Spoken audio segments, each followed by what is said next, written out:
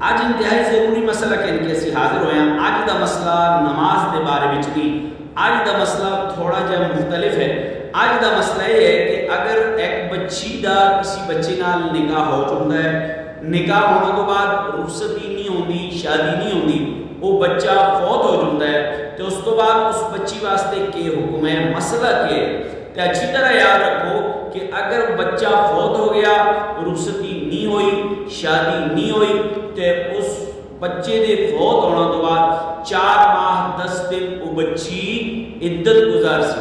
فوت ہونے تو بعد 4 ماہ 10 دن وہ بچی عدت گزار سی. اور اسی طرح اس بچے کی طرفوں اس بچی کو ادا مہر بھی ادا کرنا ضروری ہے. بچی کی طرفوں بچے کی طرفوں ادا مہر بھی ادا کرنا اس بچی کو لازمی ہے, ضروری ہے. اور اسی طرح اس بچے دی اس دے شوہر دی جس کے نکاح وچ آسی اس کی وراثت وچ بھی اس کو حصہ دینا.